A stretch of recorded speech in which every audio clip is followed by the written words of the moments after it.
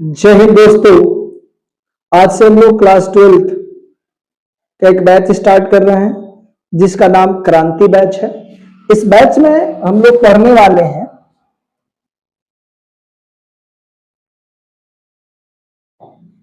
Class 12th के physics,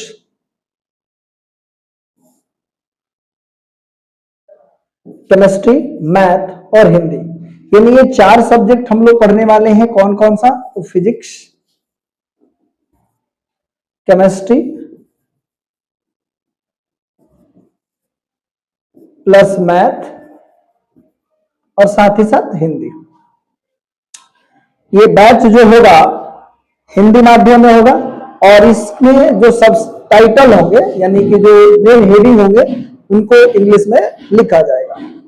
ये जो क्रांति बैच है क्लास 10th के लिए भी स्टार्ट होगा, 11th के लिए भी और 12th के लिए भी। नाम सेम रहेगा, क्रांति बैच। तो आज हम लोग अभी क्लास 12th के हिंदी के चैप्टर 1 को देखने वाले हैं जिसका नाम है बातचीत। मैंने शुरू किया है 3 क्लास चैप्टर क्लास हिंदी के लिए। मैंने एक चैप्टर में 3 वीडियो बनाने वाला हूं। पहला वीडियो जो होगा वो चैप्टर का फुल एक्सप्लेनेशन होगा, दूसरा जो होगा उसका ऑब्जेक्टिव होगा और तीसरा जो बोर्ड मॉडल क्वेश्चन है और साथ ही साथ जो वीवीआई प्रश्न है जो एनसीईआरटी में दिया हुआ है उन सबको डील करने वाले हैं। तो सबसे पहले आज का जो चैप्टर है बातचीत, उसका जो फुल एक्सप्लेनेशन है हम लोग वो देखने वाले हैं। तो चलिए बिना देरी के स्टार्ट करते हैं।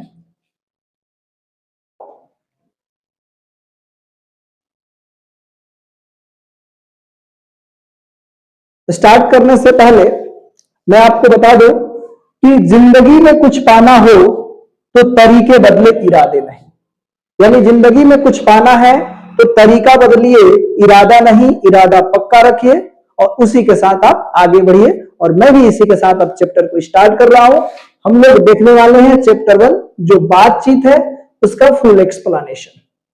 बातचीत क्या है इन सब चीजों को समझेंगे। चलिए, बातचीत जो है, बातचीत के जो लेखक है, तो पहला जो हम लोग चैप्टर देख रहे हैं बातचीत है। और अभी हम लोग सबसे पहले लेखक परिचय देख लेते हैं। तो बातचीत पाठ के जो लेखक हैं वो कौन है? बालकृष्ण भट्ट है, जिनका जन्म जो है 23 जून 1844 को हुआ था और उनकी मृत्यु जो है 20 जुलाई 1914।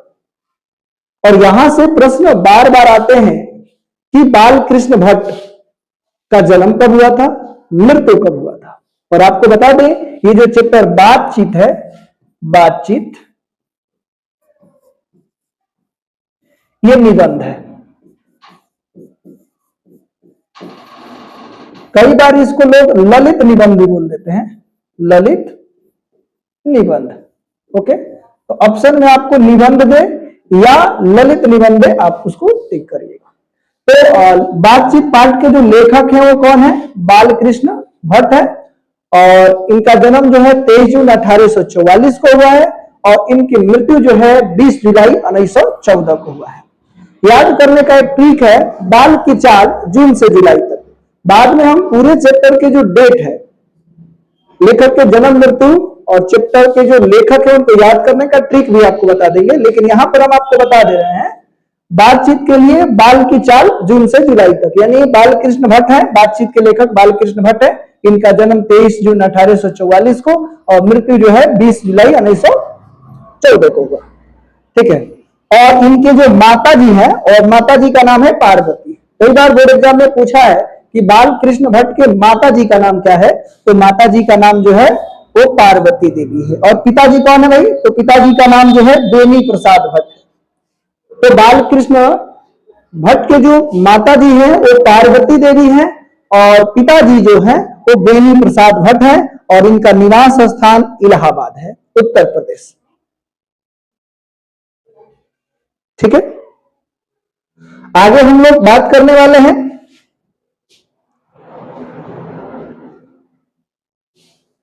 चलिए रचनाएं। बालकृष्ण भट्ट की जो आपके चैप्टर में महत्वपूर्ण रचनाएं हैं जिससे प्रश्न आता है उनको हम लोग देख लेते हैं। तो बाल कृष्ण भट्ट की रचनाएं में पहले हम लोग देखते हैं कि उपन्यास। तो बाल कृष्ण भट्ट जी ने जो उपन्यास लिखा था, तो पहला उपन्यास जो है वो क्या है? रहस्य कथा, न्यूटन ब्रह्मचारी, 100 अजान 1 सुजान, गुप्त मैरी, रसातल यात्रा, उचित दक्षिणा, हमारी घड़ी, सद्भाव का अभाव। इसमें मैं आपको बता दूं, कई बार प्रश्न में जो है न्यूटन ब्रह्मचारी इंपॉर्टेंट है, ये प्रश्न आता है, रहस्य कथा भी आता है, साथ ही साथ 100 अजान 1 सुजान भी आता है। ठीक है, आगे हम लोग देखेंगे। तो नाटक जो है, नाटक में पद्मावती, किरार तर्जुनीय, बेनी संहार और शिशुपाल वध, नल दमयंती, और इसी को हम लोग बोलते हैं दमयंती स्वयंवर। तो दमयंती स्वयंवर के जो लेखक हैं वो कौन है भाई? तो बाल कृष्ण भट्ट। कौन है? तो बाल कृष्ण भट्ट। तो बाल कृष्ण भट्ट जी हैं। अब आपको बता दें कि और भी बहुत सारी रचनाएं, जैसे शिक्षादान, चंद्रसेन, सीता वनवास, पतित पंचम, मेघनाथ वध, ये भी याद रखिएगा। तो मेघनाथ वध जो है वो किसने लिखा? तो बालकृष्ण भट्ट ने लिखा। और ये क्या है भाई? तो ये जो है नाटक है। ठीक है, कटर सून की एक नकल, वरहनला, इंग्लैंडेश्वरी और भारत जननी, ये भी जो है इसके लेखक हैं बालकृष्ण भट्ट। भारतवर्ष और कली, दो दूरंदेशी, एक रोगी एक वैद्य, रेल का विकट खेल और बाल विवाह, ये सब नाटक हैं। किनके द्वारा लिखा गया है? तो बाल कृष्ण भट्ट के द्वारा। बाल कृष्ण भट्ट के द्वारा लिखा गया नाटक है। ठीक है, अब हम लोग बात कर लेते हैं प्रहसन। तो इन्होंने कुछ प्रहसन लिखा, और प्रहसन में इंपॉर्टेंट है जैसा काम वैसा परिणाम, नई रोशनी की विष, आचार विडंबना, ठीक है, और इत्यादि जो है इनके प्रहसन है। तो महत्वपूर्ण क्या है? तो जैसा काम वैसा परिणाम। मैं आपको बता दूं, जितना भी एक्सप्लेनेशन किया जा रहा है उन सबको अगर आप याद कर लेते हैं तो बोर्ड के लिए सफिशिएंट है, इतना में काम हो जाएगा। ठीक है, तो इसमें से जो चैप्टर है, पूरे चैप्टर के जो इंपॉर्टेंट पॉइंट है वही सब आपको समझाया जा रहा है, तो आप इस बात को ध्यान रखेंगे। आगे हम लोग देखते हैं कुछ नोट, देखिएगा। तो बालकृष्ण भट्ट ने अपने जीवन काल में लगभग 1000 निबंध लिखे, जिनमें जो है 100 से ऊपर जो है बहुत महत्वपूर्ण है। और जितने भी इन्होंने 1000 जो निबंध लिखा उसको भट्ट निबंध माला के 2 खंडों में, यानी कि 1000 निबंध को उन्होंने प्रकाशित किया। और किस नाम से प्रकाशित किया? तो भट्ट निबंध माला।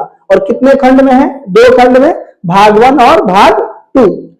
देखिए, बालकृष्ण भट्ट आधुनिक काल के, यहां से भी बहुत बार प्रश्न आता है कि बालकृष्ण भट्ट किस काल के रचनाकार हैं, साहित्यकार हैं? तो आधुनिक काल के। और यहीं पर किस युग का कहेगा तो आप बोल दीजिएगा भारतेंदु युग के। तो किस काल के? तो आधुनिक काल के। किस युग के? तो भारतेंदु युग के प्रमुख साहित्यकार में से एक है। यह तेजस्वी लेखन के द्वारा साहित्य सेवा करते रहने वाले समर्पित साहित्यकार थे। कोई भी प्रॉब्लम परेशानी आया लेकिन इन्होंने साहित्य का दामन नहीं छोड़ा और अपना जो साहित्य में योगदान देना था योगदान देते रहे। तो आपने देखा कि किस काल के हैं बालकृष्ण भट्ट जी? तो आधुनिक काल के। और किस युग के हैं? तो भारतेंदु युग के। इन्होंने लगभग 1000 निबंध लिखा, जिसमें 100 से ऊपर जो है वो क्या है? महत्वपूर्ण है। देखिएगा, जो भी चीजें आपको बता रहे हैं उन सबको याद कर लीजिएगा, और यही सब प्रश्न में आता है। और मैंने शुरू में ही बोला था ये चैप्टर का फुल एक्सप्लेनेशन है। तो विषय वस्तु, तो जो हमारा विषय वस्तु है वो क्या है? तो चैप्टर का जो नाम है वो बातचीत है। अभी थोड़ी देर पहले हमने लेखक के बारे में बताया था। तो बातचीत के लेखक जो है वो कौन है? तो लेखक अभी हमने देखा कि बातचीत के लेखक कौन है भाई? तो बालकृष्ण भट्ट। बालकृष्ण भट्ट जी हैं। ठीक है, रचना किस प्रकार का है, तो शुरू में मैंने बताया ललित निबंध, कई बार लोग निबंध भी बोल देते हैं, और ऑप्शन में रहता है कि बातचीत क्या है, रचना किस प्रकार की रचना है, तो आप निबंध बोल सकते हैं, ललित निबंध बोल सकते हैं। समझ में आ रहा है? अगर समझ में आ रहा है तो वीडियो को लाइक कर दीजिए, और नए जुड़े हैं तो इसको शेयर भी कर दीजिए। ठीक है, हम लोग इस पर बेहतरीन तरीका से आसान भाषा में, ये बैच आज ही से स्टार्ट हुआ है। कोई भी चीज आपको सजेशन भी देना है तो आप कमेंट बॉक्स में अपना सजेशन भी दे सकते हैं। ठीक है, चलिए हम लोग आगे देखते हैं। इस पाठ में लेखक वाक शैली यानी कि बातचीत की शैली पर क्या डाला है जी, प्रकाश डाला है। यानी हम लोगों ने देखा कि जो बातचीत है, जिसके लेखक बाल कृष्ण भट्ट हैं, तो बातचीत जो पाठ है इसमें क्या बात की है बाल कृष्ण भट्ट जी ने, यानी कि लेखक ने, तो ये वाक शक्ति यानी बातचीत की शैली पर प्रकाश डाला है। ठीक है, चलिए तो आपको यहाँ पर पता चला कि बातचीत में किसके बारे में बात हुई है, तो बातचीत में लेखक ने वाक शैली यानी बातचीत की शैली पर प्रकाश डाला है। अभी हम लोग देख रहे हैं कि जो चैप्टर है इसके अंदर कौन कौन से पॉइंट महत्वपूर्ण हैं, जिस पर ज्यादा जोर दे करके बाल कृष्ण भट्ट जी लिखते हैं, इन सब चीजों को देखते हैं। उसमें से जो इंपॉर्टेंट हाईलाइट पॉइंट है उसको मैंने क्या किया है, नोट के रूप में लिखा है, और साथ ही साथ मैंने इसको स्टार भी लगा दिया है। तो देखिएगा, जो वाक शक्ति है, बोलने की जो शक्ति है, ईश्वर के द्वारा प्रदत्त अनमोल शक्तियों में से एक शक्ति है। तो वाक शक्ति जो है ईश्वर द्वारा प्रदान की गई शक्तियों में से एक है, यह मनुष्य के लिए वरदान है। अगर हम ये शक्ति नहीं होती तो हम अपनी बातों को, अपने भावनाओं को दूसरे से व्यक्त नहीं कर पाते, लुंज पुंज अवस्था में कहीं ना कहीं बैठा दिए गए होते, अपने भावना को, दूसरे की भावना को समझ नहीं पाते। एक व्यक्ति थे रॉबिन्सन क्रूसो, ने बहुत वर्षों तक किसी मनुष्य का चेहरा नहीं देखा था, और 16 वर्षों के उपरांत उन्होंने फ्राइडे के मुख से एक बात सुनी थी। तो कितने वर्षों के बाद फ्राइडे ने रॉबिन्सन क्रूसो ने बात सुनी थी, और किसके मुख से सुना था, तो फ्राइडे के मुख से। तो यही एक व्यक्ति थे, वर्षों तक मनुष्य का चेहरा नहीं देखा, कुत्ते बिल्ली जानवरों के साथ रहे, और 16 वर्षों के बाद उन्होंने फ्राइडे के मुख से एक बात सुनी थी। अब देखिए, हम लोग कभी किसी से कोई द्वेष हो जाए, कोई भावना बिगड़ जाती है, तो अगर हम लोग एक दूसरे से बात करते हैं तो जो भी द्वेष रहता है, कमी रहता है, तो दूर हो जाता है। तो हम लोग देख रहे हैं कि जो कुछ मवाद या धुआं जमा रहता है वह बातचीत के जरिए भाप बनकर निकल जाता है। तो अगर आपको किसी से प्रॉब्लम है, परेशानी है, तो आप उससे बात करिए, और बात करेंगे तो जो भी आपके अंदर कमी है वो क्या हो जाएगा, दूर हो जाएगा। तो एक दूसरे से बात करना चाहिए। चलिए हम लोग आगे बात करते हैं।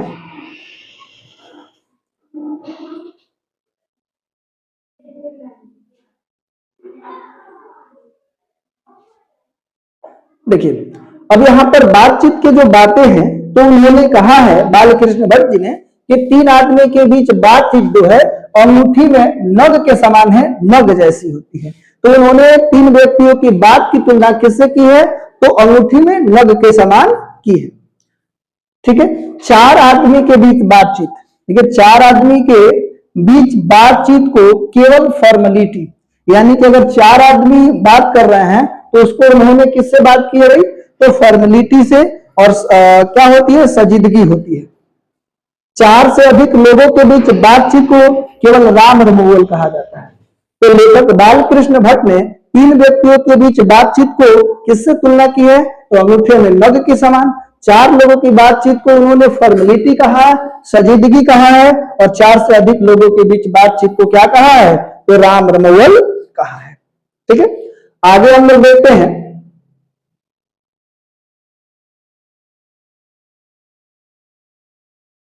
चलिए, देख पा रहे हैं कि दो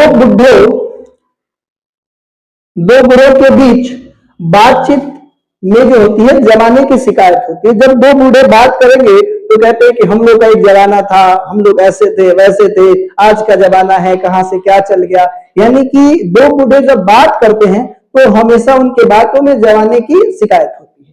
ठीक है, और पढ़े लिखे लोग जो होते हैं तो किसी लेखक के बारे में, जैसे शेक्सपियर, मिल्टन, स्पेंसर की बात होती है। यानी पढ़े लिखे जो बात करते हैं, पढ़े लिखे लोगों की जो मंडली होती है, उसमें पढ़े लिखों की ही चर्चा होती है, लेखकों की चर्चा होती है, कोई बात की चर्चा होती है, ठीक है।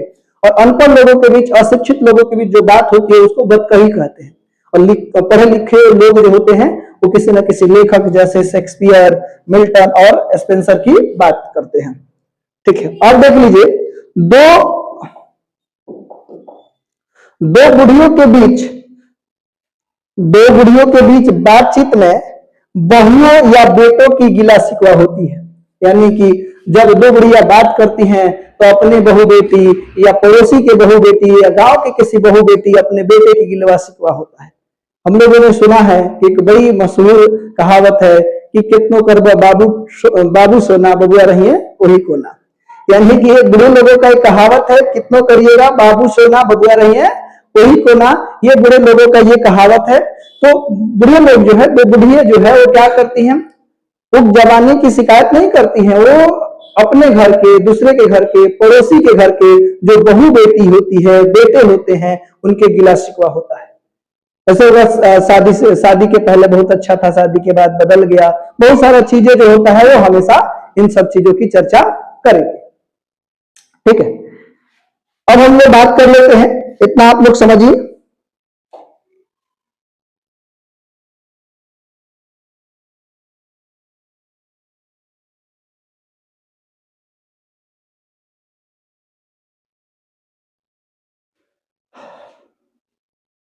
चलिए अब हम लोग आगे देखते हैं।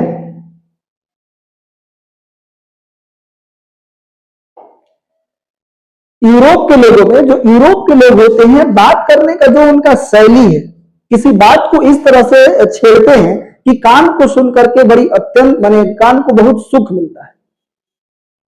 बड़े लोग शुरू करेंगे, हम कमाने गए थे, ये हुआ था, वो हुआ था, मैंने उसको इस तरीका से बातों को रिप्रेजेंट करेंगे कि सुनने वाले को सुन करके बहुत ही मजा आएगा, वो अपने काम को छोड़ देगा उनके बात के चक्कर में। अगर वो बीच में अपनी बात को रोक भी देंगे तो लोग कहेंगे कि काका चाहे चाचा जी क्या कह रहे थे, उसके बाद वो चाहेंगे कि वो बात को कंटिन्यू रखे, क्योंकि बात को सुन करके उनको बहुत आनंद मिल रहा है, उनको कानों को बहुत सुख मिलता है, इसलिए हम लोग चाहते हैं कि बात कंटिन्यू करें। तो ये चीज कला जो है यूरोप के लोगों में पाया जाता है। यूरोप के लोगों में आर्ट ऑफ कन्वर्सेशन पाया जाता है, और इसमें वो इतने प्रवीण होते हैं कि वो इतने चतुराई से प्रसंग छेड़ते हैं कि कान को सुन करके अत्यंत सुख मिलता है। इसे ही हम लोग, जिस बात को सुन करके कान को अत्यंत सुख मिलता है, उसको बोलते हैं सुहृदय गोष्ठी कहते हैं, ठीक है।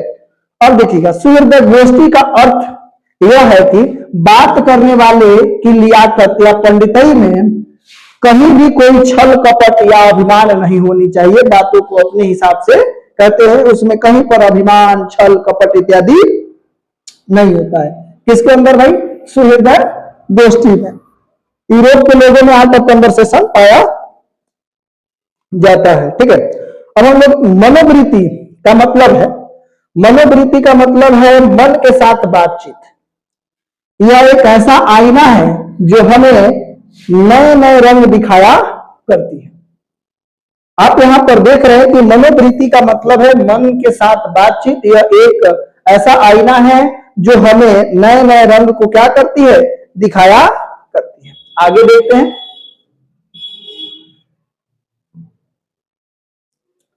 देखिएगा, यह महत्वपूर्ण है, यहां से भी प्रश्न आता है। एडिसन के अनुसार असल बातचीत जो है वो दो व्यक्तियों के बीच होती है।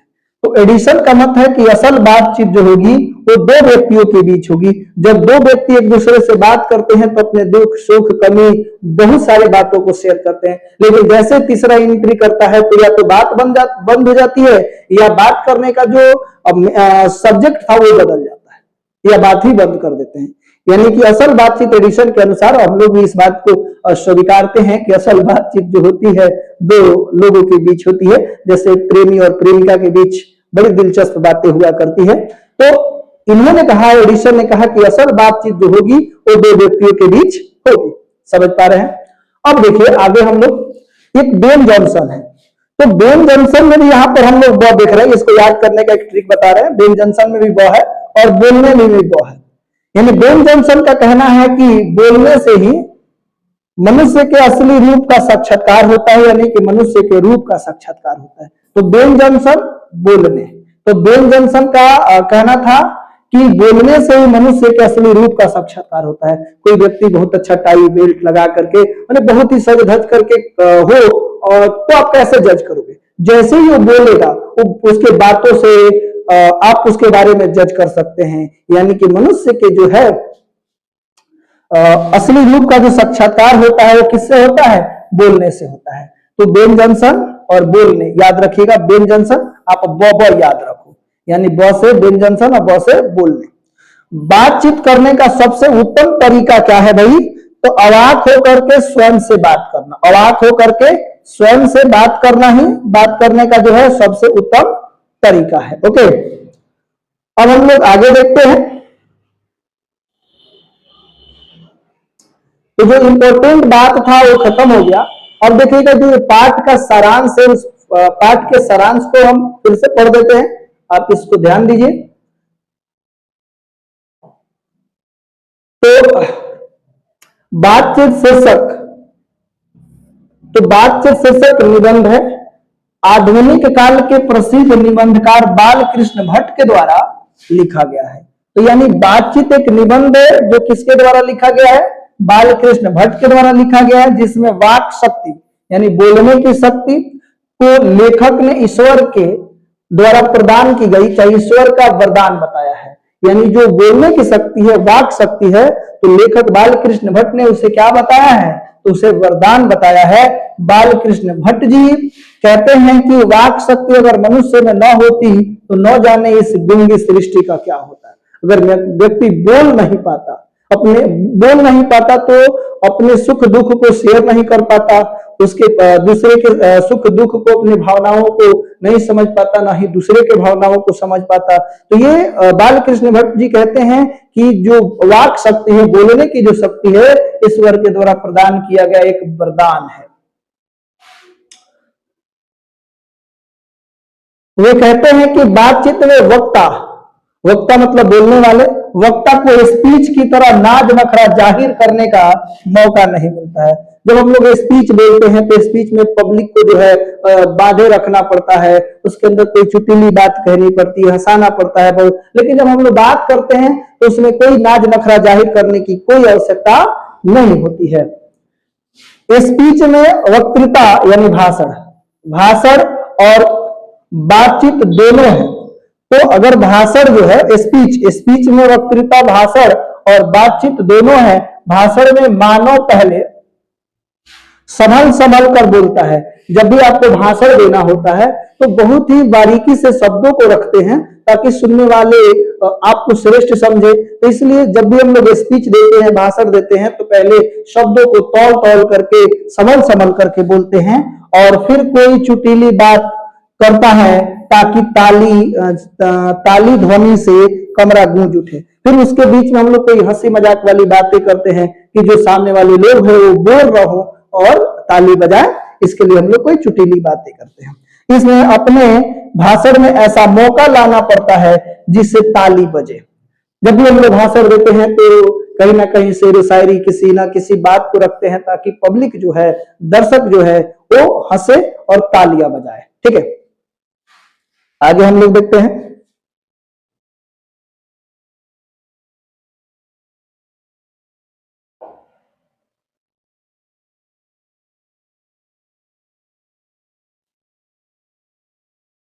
बातचीत में ताली बजाने का कोई मौका नहीं होता। आप किसी से बात करोगे तो ताली बजा बजा करके बात करोगे तो आपको मूर्ख समझेगा। तो बातचीत में ताली की कोई गुंजाइश नहीं होती, लेकिन स्पीच में, भाषण में हो सकता है। और न लोगों के कहाके उड़ाने की कोई बात ही रहती है। बातचीत में कभी कोई चुटीली बात आ जाने पर थोड़ी हंसी आ जाती है। मुस्कुराहट से होठों का फड़क उठना इस हंसी का अंतिम सीमा है। जब हम लोग बात करते हैं तो बहुत ठहाके के साथ नहीं हंसेंगे, थोड़ी सी जो है होठों को फरका देंगे, थोड़ा सा हंस लेंगे। स्पीच का उद्देश्य सुनने वालों के मन में जोश उत्साह पैदा करना होता है। जब भी आप स्पीच बोलते हैं तो स्पीच बोलने का जो लक्ष्य है, उद्देश्य है, वो क्या है? सुनने वाले के मन में जोश उत्साह हो। जैसे मैं अगर देशभक्ति की शायरी करना चाहता हूं तो जो भरा नहीं है भावों से, जो भरा नहीं है भावों से, बहती जिसमें रसधार नहीं, वो हृदय नहीं पत्थर है, जिसमें स्वदेश का प्यार नहीं। तो जब भी आप स्पीच बोलते हैं ना, तो उसके अंदर कोई ना कोई बातें होती है। स्पीच के अंदर हम लोग किसी चीज को इस तरीका से रिप्रेजेंट करते हैं कि सुनने वाले को जोश उत्साह उत्पन्न हो। हाँ, शोले भी सर्द होंगे, हौसलों में फिर से उड़ान होगा। शोले भी सर्द होंगे, हौसलों में फिर से उड़ान होगा। वो दिन दूर नहीं जब फिर से विश्वगुरु हमारा हिंदुस्तान होगा, जब फिर से विश्वगुरु हमारा हिंदुस्तान होगा। इस तरीके की बातें जो है हम लोग स्पीच में बोलते हैं ताकि सुनने वाले को जोश जुनून पैदा हो सके। हम लोग इस तरीके की बातें करते हैं। वो कहते हैं, यानी बालकृष्ण भट्ट कहते हैं कि जैसे आदमी को जिंदगी मजेदार बनाने के लिए खाने पीने, चलने फिरने इत्यादि की जरूरत होती है, वैसे ही बातचीत भी अति आवश्यक है। इससे मन हल्का और स्वच्छ होता है, हो जाता है तथा आनंद प्राप्त होता है। गंदगी तथा धुआं जो भी दिल में जमा रहता है, वो बातचीत के जरिए भाप बन करके हो जाता है। देखते हैं कि कोई प्रेमी है क्या करता है, बात करने की उसको लत लग जाता है, तो किसी भी सूरत में वो बात करना चाहता है। तो ये जिस तरीका से लेखक कहते हैं, जिस तरीका से हमें अपने जिंदगी को मजेदार बनाने के लिए खाने पीने, चलने फिरने की जरूरत होती है, उसी तरीका से बातचीत भी बहुत ही जरूरी है। ठीक है, अगर वीडियो अच्छा लग रहा है तो थोड़ा सा शेयर कर दीजिए, लाइक कर दीजिए और कमेंट कुछ पॉजिटिव करिए ताकि मैं इस चीज को कंटिन्यू कर सकूं। ठीक है, चलिए आगे हम लोग बात करते हैं।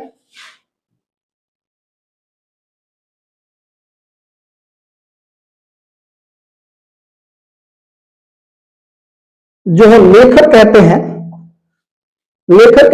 कि जिनको बातचीत करने का आदत हो जाती है, लत लग जाता है। लेखक कहते हैं बातचीत करने का जिसको आदत पड़ जाती है, लत लग जाता है, वह खाना पीना भी छोड़ देते हैं लेकिन बात करने का मजा नहीं खोना चाहते हैं। यानी जिनको बात करने की लत लग जाती है। लेखक रॉबिन्सन क्रूसो के बारे में कहते हैं कि वह 16 वर्षों तक आदमी का मुख नहीं देखा था। 16 वर्ष तक कुत्ता, बिल्ली आदि जानवरों के बीच रहने के बाद उसने फ्राइडे के मुख से एक बात सुनी थी। तो कितने वर्षों के बाद उन्होंने एक बात सुनी थी? 16 वर्षों के बाद। किसके मुख से सुनी थी? तो फ्राइडे के मुख से बात सुनी थी।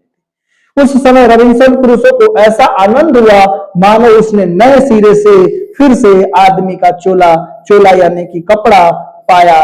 वे कहते हैं कि मनुष्य की वाक शक्ति में लुभा लेने की ताकत होती है। जब आप किसी अनजान व्यक्ति से मिलते हैं तो कैसे प्रभावित हो जाते हैं?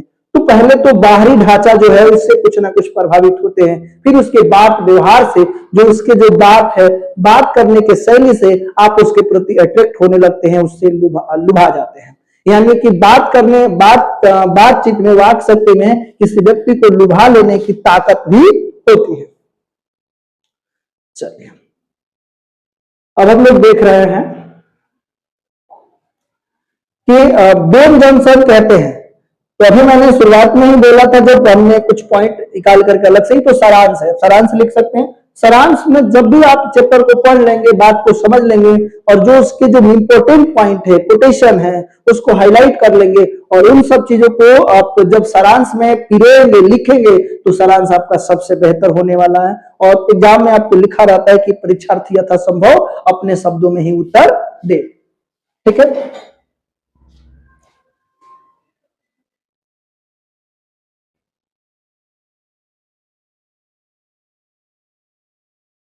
बेन जॉनसन कहते हैं कि बोलने से मनुष्य के रूप का साक्षात्कार होता है। यदि जब तक मनुष्य बोलेगा नहीं तब तक उसके गुण दोष पता नहीं चलते हैं, उसके असली रूप का पता नहीं चलता है। तो बेन जॉनसन, मैंने अभी थोड़ी देर पहले बोला था बॉबा, यानी बेन जॉनसन बोलने से।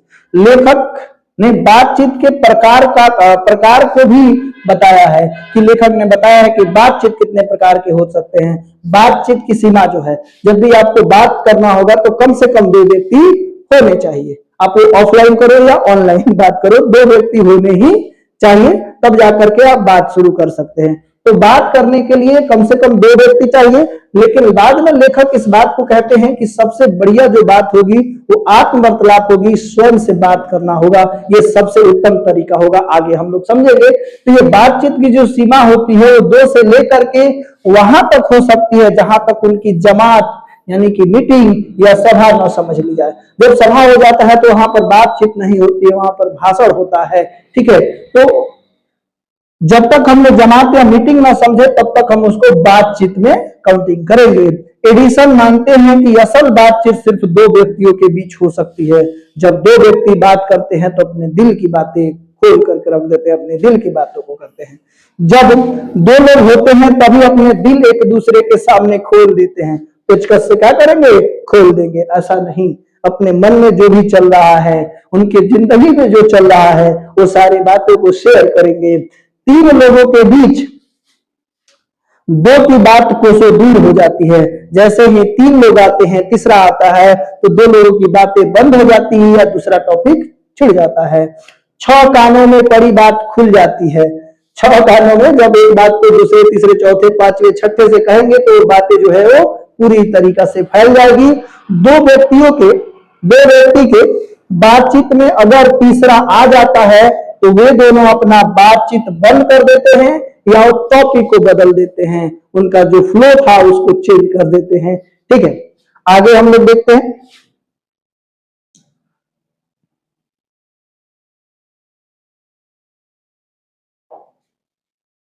लेखक के अनुसार, यहां पर लेखक बताते हैं कि लेखक के अनुसार 3 लोगों की बातचीत अंगूठी में जुड़ी नग के समान होती है। अंगूठे में नग के समान होती है, अंगूठी में नग के समान होती है। पहले भी हम लोगों ने देखा था। और क्या होती है भाई? तो 3 लोगों की बातचीत त्रिकोण बन जाती है। 4 लोगों के बीच बातचीत केवल फॉर्मेलिटी होती है, सादगी होती है। इसमें कोई खुल करके बातें नहीं करता है। 4 आदमी जो होता है वह फॉर्मेलिटी, गौरव, सजीदगी वाली बातें होती है। खुल करके कोई बात, किसी की शिकायत, किसी बात को नहीं करते हैं। 4 से अधिक लोगों की बातचीत केवल राम रमौल होता है, इधर उधर की बातें होती है, हंसी मजाक होता है, लेकिन एक्चुअल बात नहीं होता है। 2 बुढ़ों के बातचीत में अक्सर जमाने की शिकायत होती है। वे बाबा आदम के समय के माने पुरानी बातों को छेड़ते हैं, दस्तान शुरू करते हैं, जिससे 4 सच तो 10 झूठ होते हैं। जब भी आपके बाबा, आपके जो पूर्वज है, बातों को शुरू करेंगे तो उनके बातों में कुछ बात सत्य होगा और कुछ बात जो होगा असत्य होगा। ठीक है, यानी कि 4 बात सत्य होगा तो 10 बातें जो है झूठ होगी। एक बार जब उनके बातचीत का घोड़ा छूट जाता है तो पहरों बीत जाने पर भी अंत नहीं होता है। जब भी हम लोग ठंडी के दिनों में आग तापते हैं तो वहां पे कोई बाबा आ जाते हैं और बातों को जब शुरू करते हैं तो उनके बात खत्म ही नहीं होती है, एक के बाद एक दूसरा बात आना शुरू हो जाता है। ये चीज आप लोगों ने रियलाइज किया होगा। तो देखिए, कोई भी लेखक होता है तो हमारे समाज में चल रही बातों को ऑब्जर्व करता है और उसी को शब्द में क्या करता है? पिरो देता है।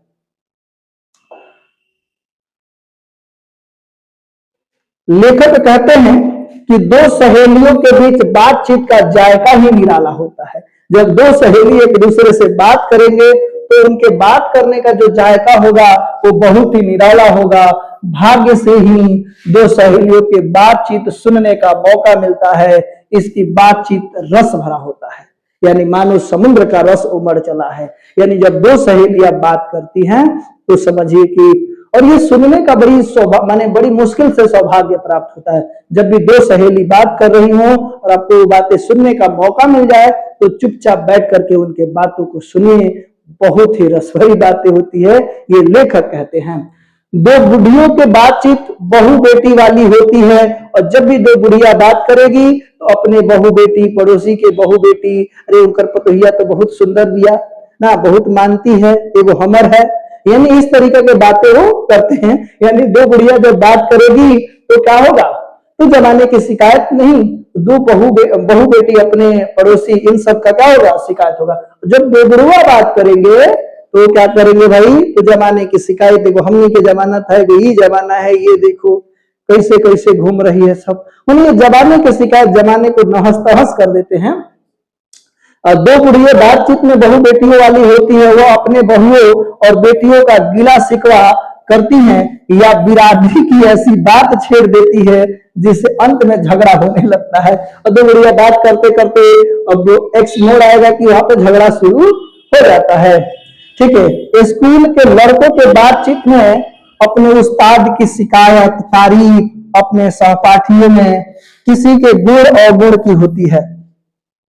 जब दो लड़के बात करेंगे तो अपने उस्ताद, अपने शिक्षक की क्या होगी, शिकायत या तारीफ होगी, और अपने सहपाठियों के गुण दोष को बताते हैं, ये बहुत ये है वो है, माने अपने दोस्त के बारे में और गुरु के बारे में बात होगी। ठीक है, इसके बाद इसके अलावा लेखक ने बातचीत को अनेक प्रकार बताया है, जिसमें राजकाज की बात, व्यापार संबंधी बातचीत, दो मित्रों के प्रेम आलाप यानी प्रेम संबंधी बातें।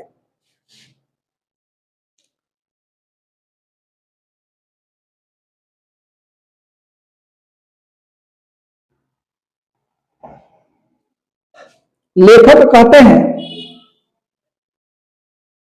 कहते हैं हमारे देश में अशिक्षित लोगों के बीच बदकही होती है। मैंने शुरू में ही कहा था, जब पढ़े लिखे लोग बात करते हैं तो लेखकों की बात होती है, शेक्सपियर, मिल्टन, स्पेर्स, इन सभी चीजों के बारे में, प्रेमचंद्र, माने लेखकों के बारे में बात होती है, पढ़े लिखे लोग बात करते हैं तो। और जब अशिक्षित अनपढ़ लोग बात करते हैं तो उनकी बात को हम लोग क्या कहते हैं, बदकही कहते हैं। लड़की लड़के वालों की ओर से एक एक आदमी बिचवई हो करके दोनों में विवाह संबंध की कुछ बातें करते हैं। तो जब भी आज भी हमारे समाज में शादी विवाह की बात होती है, एक अगुआ होता है, एक लड़के की तरफ से एक लड़की की तरफ से, जो दोनों परिवारों को मिलाने का काम करता है। जब ये शादी की बात पक्की हो जाती है तब बिरादरी वालों को बताया जाता है, जाहिर किया जाता है कि फलाने लड़के का विवाह फलाने की लड़की से हो रहा है या फलाने लड़की का विवाह फलाने के लड़का से हो रहा है। इन सब चीजों को बताया जाता है। और जब ये पक्का हो जाता है तो यह रस्म बड़े उत्सव के साथ मनाया जाता है। अब यहाँ पर एक टर्म है चंडू खाने। चंडू खाने एक ऐसी जगह है, एकांत जगह है, जहां पर गांजे और शराब के अड्डे को हम लोग क्या कहते हैं, चंडू खाने कहते हैं। बात भी निराली होती है। वहां पर भी जो लोग जाएंगे ना चंडू खाने पर, जहां पर गांजा बिकता है, शराब बिकते हैं, वहां के लोगों की भी बात सुनोगे तो क्या बात करें। लेखक कहते हैं कि यूरोप के लोगों में बातचीत का हुनर होता है, जिसे आर्ट ऑफ कन्वर्सेशन कहते हैं। बातचीत का एक कला होता है जिसे आर्ट ऑफ कन्वर्सेशन कहते हैं। और इसके प्रसंग को सुनने पर कान को क्या होता है, अत्यंत सुख मिलता है, जिसे हम लोग सुहृदय गोष्ठी कहते हैं। 25 वर्ष से ऊपर वाले व्यक्तियों के बातचीत में गौरव अनुभव पाया जाता है। यानी जब 25 वर्ष से ऊपर के लोग बात करते हैं तो उनके बात का कोई मीनिंग होता है, उनके बात का जो पर्पस होता है। लेकिन इससे कम उम्र वाले के लोगों में गौरव नहीं पाया जाता है, मिठास 10 गुनी बढ़ जाती है। लेकिन कम लोगों जो 25 वर्ष से कम आयु वाले लोग हैं, उनके अंदर तो बातचीत में जो है उतना शालीनता, उतना गौरव की बात नहीं होगी। लेकिन मिठास की बात करें तो मिठास जो होगी 25 वर्ष से ऊपर वाले के रिस्पेक्ट में 10 गुना अधिक होगा 25 वर्ष से कम वाले लोगों में। अंततः बाल कृष्ण भट्ट कहते हैं कि हमें अपने अंदर एक ऐसी शक्ति पैदा करनी चाहिए जिससे हम अपने आप से क्या कर लिया करें, बात कर लिया करें। ठीक है, मैं आपको अभी बात बता दे रहा हूं। मैं आपकी तैयारी बहुत ही बेहतरीन तरीका से कराने वाला हूं, फिजिक्स केमिस्ट्री, और उसमें भी हम कोशिश करेंगे कि 3-4 वीडियो के अंदर एक एक चैप्टर खत्म हो जाए। और उसमें कैसे होगा भाई, तो पूरे चैप्टर का फुल एक्सप्लेनेशन, और एक्सप्लेनेशन के बाद उसके ऑब्जेक्टिव, और जो बोर्ड मॉडल क्वेश्चन है उस आ सकता है उसको आसान भाषा में करके आपको देने वाले हैं। तो यकीन मानिए ये चैनल जो है आपके लिए वरदान साबित होने वाला है। और ये वीडियो अब कंटिन्यू आने वाला है, धीरे धीरे टाइम शेड्यूल जो है वो पक्का हो जाएगा। थोड़ा सा पेशेंस रखिए। किसी भी काम को शुरू करते हैं तो शुरू करने में बहुत सारे साधनों संसाधनों समय की जरूरत होती है, तो आप पेशेंस रखें, मैं ये सारा चीज करने वाला हूं। ठीक है, अब देखिए, जब भी कोई चैप्टर आप पढ़ रहे हैं हिंदी में तो उसके जस्ट पीछे में कुछ शब्दांश दिया होता है, शब्द निधि दिया होता है, शब्दों के मीनिंग दिए होते हैं, उसको याद कर लेना होता है। तो चलिए हम इस बात को बताते हैं। इसके अंदर भी दिया है, जैसे वक्तृता का मतलब क्या हो जाएगा, बोलने की कला। वक्तृता का मतलब क्या हो जाएगा, बोलने की कला, भाषण देने की कला, वक्तृता का मतलब। पुलपिट का मतलब पायदान होगा। पुण्यवाचन का मतलब होता है धार्मिक कर्मकांड में मांगलिक श्लोक पढ़ना। ठीक है। नांदी पाठ, ये कई बार आया है। नांदी पाठ मतलब कि नाटक के प्रारंभ में होने वाले मंगल पाठ को हम लोग नांदी पाठ कहते हैं। खामखा तो हम लोग जानते ही हैं, अरे खामखा आप तो बीच में टांग अड़ा रहे हैं, यानी बेमतलब बरबस। संलाप का मतलब हार्दिक बातचीत। सजीदगी मतलब गंभीरता। बेकदर मतलब सम्मानहीन। बेकदर का मतलब हो जाएगा सम्मानहीन। अभियांत्रिक का मतलब हार्दिक आंतरिक। निरस्त का मतलब होता है बंद कर देना या खत्म कर देना, स्थगित कर देना। निरस्त का मतलब जिसको आप लोग कैंसिल कहते हैं। फॉर्मेलिटी का मतलब औपचारिकता। फॉर्मेलिटी मतलब औपचारिकता। लियाकत मतलब योग्यता। लियाकत का मतलब क्या हो जाएगा जी? लियाकत का मतलब योग्यता। ठीक है, आगे हम लोग देखते हैं और कुछ शब्द है। जैसे उसमें आएगा कई जगह पर हम चुने दिगरे नेस्त। हम चुनी दिगरे नेस्त, हम ही सब कुछ है दूसरा कुछ भी नहीं। एको हम द्वितीय नास्ति, यानी कि नहीं होता है कि मतलब अपने आप को ही सर्वश्रेष्ठ साबित करना, उसी को हम लोग कहेंगे हम चुनी दिगरे नेस्त। बिचवाई मतलब मध्यस्थता, जिसको हम लोग अगुवाई कर रहे हैं। चंदू खाने मतलब अफीम खाने के लोगों की मंडली के लिए सुरक्षित स्थान, यानी दारू गांजा पीने वाले लोगों के लिए जो सुरक्षित स्थान है उसी को हम लोग बोलते हैं चंदू खाने। और चंदू खाने के जो लोग होते हैं उन लोगों की जो बात होती है वही निराली होती है। दिलजोई का मतलब होता है मन बहलाव। सार गर्भित का मतलब होता है जिसमें कुछ सार या तत्व हो। प्रपंचात्मक का मतलब हो जाएगा उलझा हुआ पहेली नुमा। प्रपंचात्मक का मतलब क्या हो जाएगा? उलझा हुआ पहेली नुमा। दुर्घट मतलब ऐसा कुछ जिसके घटित होने की आशा ना हो। दुर्घट माने ऐसा हम लोग इसके घटित होने की कोई आशा ना हो। चम्निस्तान, तो चम्निस्तान का मतलब हो जाएगा हरे भरे बागों का इलाका। जब ये इसीलिए कहते हैं कि वर्ड देख करके तो आपको ऐसा लगेगा, लेकिन जब भी कोई चैप्टर पढ़ो तो उसके वर्ड मीनिंग को भी याद रखिए। चम्निस्तान का मतलब हरे भरे बागों का इलाका। कतरनी मतलब कैंची। सुपान मतलब सीढ़ी। बरकते माने बरतते हुए, ये सब चीजें हैं। तो जब भी आप चैप्टर पढ़ें तो बहुत ही बारीकी से उसको पढ़ने का प्रयास करें। मैं आपको बता दूं कि जितने भी इसके अंदर इंपॉर्टेंट पॉइंट था, जब आप किताब लेकर के बैठे, मेरे को शुरुआत में ही आग्रह आप लोगों से करना था कि जब आप ये वीडियो को देख रहे हो तो किताब लेकर के ही देखें, जो इंपॉर्टेंट पॉइंट आ रहा है हाईलाइट करें। मैंने नहीं कहा, तो अब जब ये वीडियो खत्म हो रहा है तो किताब को लेकर के पढ़ लीजिए। एक बात आपको बता देते हैं, आप कितना खाते हैं ये मायने नहीं रखता है, आप कितना पचाते हैं ये मायने रखता है। उसी तरीका से आप क्या पढ़ रहे हैं, कितना पढ़ रहे हैं ये मायने नहीं रख रहा है, कितना सीख रहे हैं और बाद में रिएक्ट कितना कर रहे हैं, दूसरों को बता कितना पा रहे हैं, ये वेरी वेरी इंपॉर्टेंट है। और एक बात और हम आपको बता दें, हारे हुए की सलाह, जीते हुए का अनुभव। हारे हुए की सलाह, जीते हुए का अनुभव और आपका अपना बुद्धि, इन सब चीजों का इस्तेमाल करेंगे तभी जाकर के आप सफल हो पाएंगे। तीन बातें याद रखिए, हारे हुए की सलाह, जीते हुए का अनुभव और आपकी अपनी बुद्धि, इन सब चीज को इस्तेमाल करेंगे तभी जाकर के आप अपने जीवन में सफल हो पाएंगे। चलिए, तो यहां पर आपने देखा, जब भी चैप्टर स्टार्ट करें तो सबसे पहले शब्द निधि को पढ़े, फिर चैप्टर पढ़े और हाईलाइट करते जाए। पेंसिल ले ले या हाईलाइटर ले ले, जो आपको इंपॉर्टेंट पॉइंट लगता है उसको हाईलाइट करें। मैंने आपको बताया कि जो मैं हिंदी पढ़ाने वाला हूं उसमें पहले जो फुल चैप्टर का एक्सप्लेनेशन होगा, फिर ऑब्जेक्टिव होगा और फिर उसके सब्जेक्टिव जो बोर्ड मॉडल क्वेश्चन होंगे किस टाइप के आते हैं उसके क्वेश्चन आंसर किया जाएगा, वो भी आसान भाषा में। ठीक है, तो अब हम इस क्लास को अंत करेंगे एक विचार के साथ। ठीक है, जिंदगी जो अपनी जिंदगी में कुछ पाना चाहते हैं, जो अपनी जिंदगी में कुछ पाना चाहते हैं, वो समंदर में भी पत्थर के पुल बना लेते हैं।